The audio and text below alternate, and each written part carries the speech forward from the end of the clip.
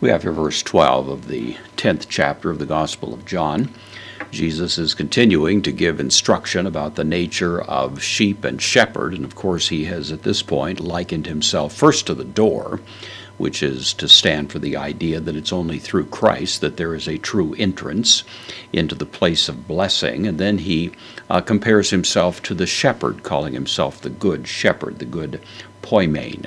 And of course we discussed that in connection with the previous verse. And now he introduces another factor as well. The so-called hireling or hired man is the idea here. And this is not really a role that's been contemplated yet. He's talked about thieves and robbers who might steal sheep coming in by some illegitimate means. But now he actually sets a further contrast when he says ho, the article, masculine singular nominative, misthotos.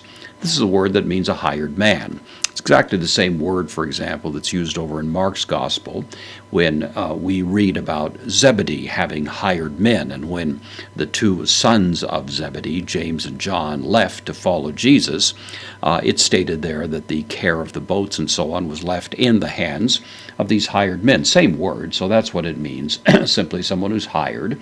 But of course the idea here is they don't have any particular personal loyalty to the sheep. They're just doing a job collecting a paycheck. So the hired man, the one who is the hired man, kai, the connective, uk, own, uk, the negation, and own is the present active participle, masculine singular nominative of me, and thus it simply means being. So literally we'd say the not being, poime, not being a shepherd or not being the shepherd. He's a hired man. He's not the true shepherd, and for that reason, who, this is the relative pronoun in the genitive masculine singular, so we'd render it of whom or whose, is the idea uk estin, again the negation with the third person singular of the verb of being, me. So whose, not is, ta probata. Probata we've seen before. This is the word for sheep. It's the neuter noun. Probaton is the word. Nominative, it's the predicate nominative of estin. Whose is not the sheep his own. Idia is the word for his own. So hired man who is not the true shepherd and of whom it is not the sheep. The singular verb going with a plural noun here, which is sometimes the case, which is not of his own, that is, it doesn't belong to him.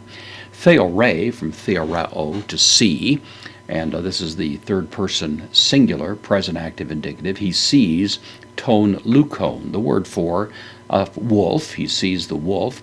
Erkomenon, present active participle, masculine singular accusative. It's the word for come. Put the ing on the end to form the participle. So he sees the wolf coming. Kai aphiesi. This is the word aphiemi. It means to leave. It can actually mean to forgive, as in to leave off pursuing prosecution of someone, but here it simply means to leave or abandon. He abandons ta probata, the sheep, kai fuge, and flees, the word for running away. And then kai, the connective, ho lukos, the same word for wolf. The wolf, arpadze, this is a word to mean to catch, suggesting catches them as prey. Now ta, the pronoun standing in the place of the probata, it's a neuter accusative, so he catches them. Kai scorpidze, and scatters them is the idea. So the hired man has no particular loyalty to the sheep. When he sees some threat coming, a wolf, rather than staying around and providing protection for them, he simply runs away.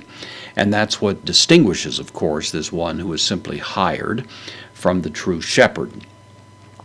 Jesus may be referring here to any number of types of people who simply are doing the job of ministry for a paycheck.